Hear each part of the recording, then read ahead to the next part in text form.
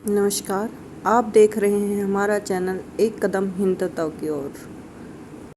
अगर आपका मन अशांत है, चिंताग्रस्त है, दुखी है तो पढ़िए मेरे साथ श्रीमद् भगवद गीता। नोटिफिकेशन पाने के लिए सब्सक्राइब करें इस चैनल को एक कदम हिंदुत्व की ओर और शुरू करें मेरे साथ गीता श्लोक। इससे आपके मन को शांति मिलेगी, आप तनाव मुक्त रहेंगे और निर्भय रहेंगे। गीता का उपदेश भगवान श्री कृष्ण ने अर्जुन को तब दिया था जब अपने प्रियजनों को सामने देखकर अर्जुन ने हथियार डाल दिए थे और युद्ध करने से मना कर दिया था। तभी भगवान श्री कृष्ण ने धर्म युद्ध करने का संदेश दिया। जय श्री कृष्ण। कुल से प्रणश्यन्ति कुल धर्म सनातना धर्मे नष्टे कुलम कुत्सत्र अधर्म विभवति कुतः। कुल का नाश होने पर सनातन कुल परंपरा नष्ट हो जाती है और इस तरह शेष कुल भी अधर्म में परिवर्त हो जाता है। तात्पर्य: वर्णाश्रम व्यवस्था में धार्मिक परंपराओं के अनेक नियम हैं जिनकी सहायता से परिवार के सदस्य ठीक से उन्नति करके आध्यात्मिक मूल्यों की उपलब्धि कर सकते हैं।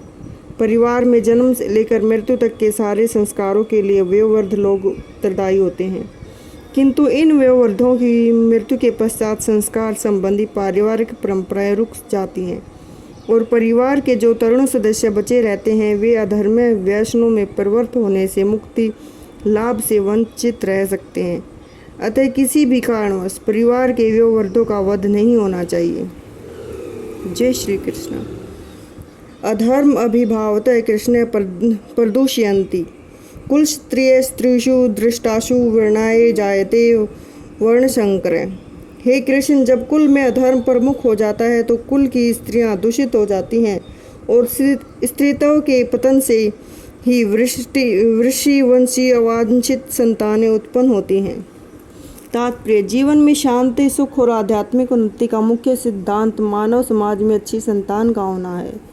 वर्णाश्रम धर्म के नियम इस प्रकार बनाए गए हैं कि राज्य तथा जाति की आध्यात्मिक उन्नति के लिए समाज में अच्छी संतान उत्पन्न हो।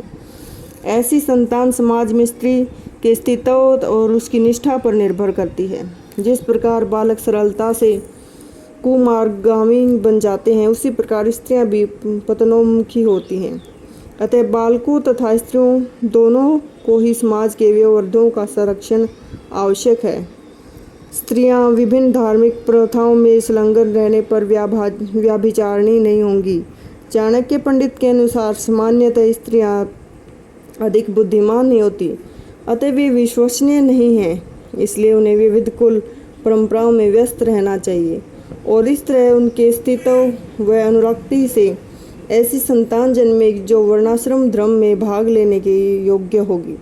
ऐसे वर्णाश्रम धर्म के विनाश से यह स्वाभाविक है कि स्त्रियां स्वतंत्रता पूर्वक पुरुषों से मिल सकेंगी और व्याभिचार को प्रलय मिलेगा, जिससे अवांछित संतानें उत्पन्न होंगी। निठल्ले लोग भी समाज में व्याभिचार को प्रेरित करते हैं। इस तरह अवांछित बच्चों की बाढ़ आ जाती है, जिससे मानव जाति पर युद्ध और महामारी का संकट छा जाता है।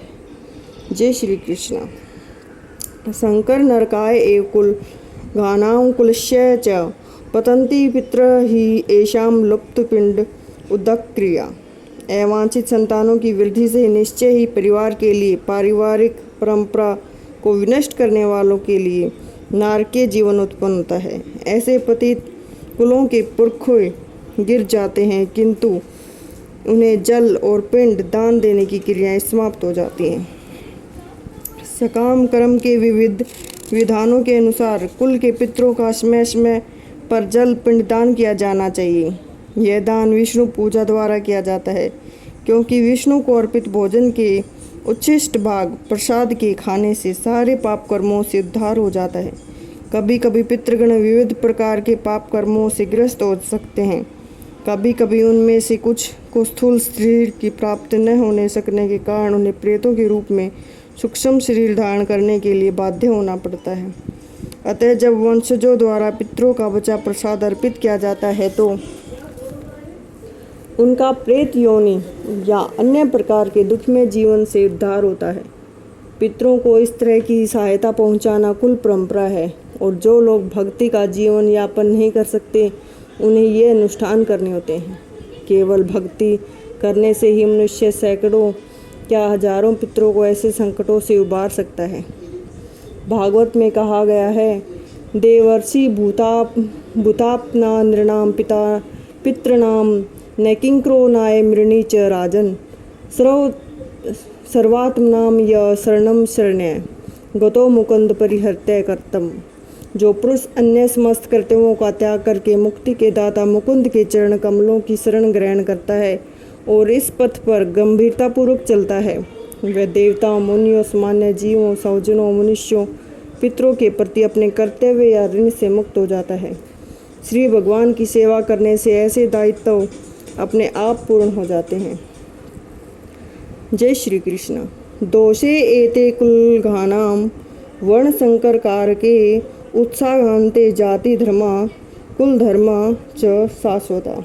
जो लोग कुल परंपरा को विनष्ट करते हैं, इस तरह अवांछित संतानों को जन्म देते हैं, उनके दुष्कर्मों से समस्त प्रकार की सामुदायिक योजनाएं तथा पारिवारिक कल्याण कार्य विनष्ट हो जाते हैं।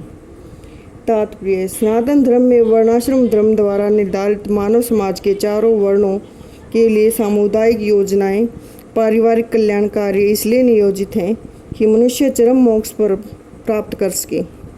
अतः समाज के अनुत्तरदायी नायकों द्वारा सनातन धर्म परंपरा के विखंडन से उस समाज में अव्यवस्था फैलती है। फलस्वरूप लोग जीवन के उद्देश्य विष्णु को भूल जाते हैं। ऐसे नायक अंधे कहलाते हैं, और जो लोग इनका अनुगमन करते हैं वे निश्चय ही कुव्यवस्था की ओर अग्रसर होते हैं। जय श्री कृष्ण। जय श्री कृष्ण। उत्सन्न कुल धर्माणाम मनुष्याणाम जनार्दन नरके नियतम वासय भवति इति अनुश्रुष्णुम। हे प्रजापालक कृष्ण, मैंने गुरु परंपरा से सुना है कि जो लोग कुल धर्म का विनाश करते हैं वे सदैव नरक में वास करते हैं। तात्पर्य: अर्जुन अपने तर्कों को अपने निजी अनुभव पर न आधारित करके आचार्यों से जो सुन रखा है उस पर आधारित करता है। वास्तविक ज्ञान प्राप्त करने का यही सही विधि है। जिस व्यक्ति ने पहले से ज्ञान प्राप्त कर रखा है उस व्यक्ति की सहायता से बिना कोई भी वास्तविक ज्ञान तक नहीं पहुंच सकता। वर्णाश्रम धर्म की एक पद्धति के अनुसार मृत्यु के पूर्व मनुष्यों को पाप कर्मों के लिए प्रायश्चित करना होता है, और जो पापात्मा है उसे इस विधि का अवश्य उपयोग करना चाहिए। ऐसा किए बिना मनुष्य निश्चित रूप से नरक भेजा जाएगा, जहाँ उसे अपने पाप कर्मों के लिए कष्ट में जीवन बिताना होगा। जय श्री कृष्ण। जय श्री कृष्ण। अहोबत महते पापम कुतुर्म व्यवसिता वयम यत राज्य सुखलोभेन हंतुम स्वजनम उद्धता। ओह, कितने आश्चर्य की बात है कि हम सब जघन्य पाप कर्म करने के लिए उद्धत हो रहे हैं। राज्य सुख भोगने की इच्छा से प्रेरित होकर हम अपने ही संबंधियों को मारने पर तुले हैं। स्वार्थ के वशीभूत होकर मनुष्य अपने सगे भाई, बाप या माँ के वध जैसे पाप कर्मों में प्रवृत्त हो सकता है।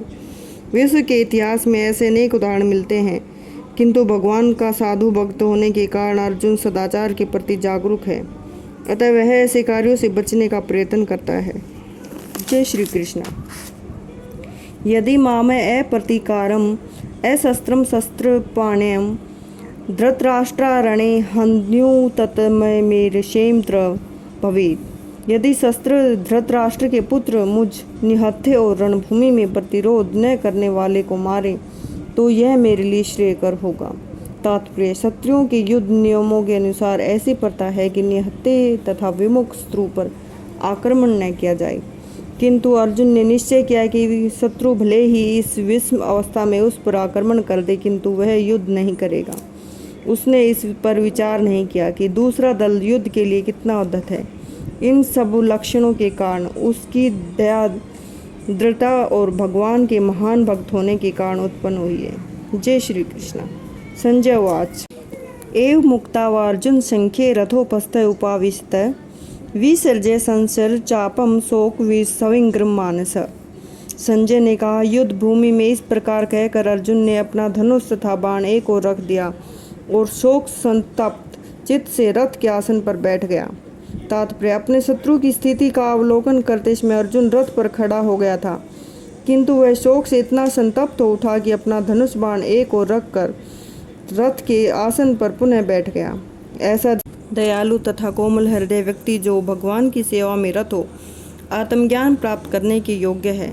इस प्रकार भगवत गीता के प्रथम अध्याय कुरुक्षेत्र के युद्ध स्थल में सैन्य निरीक्षण का भक्ति वेदांत तात्पर्य पूर्ण हो। जय श्री कृष्णा।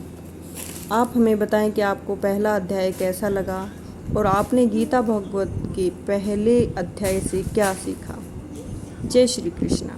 हमें आपके जवाब का इंतज़ार रहेगा। जय श्री कृष्णा।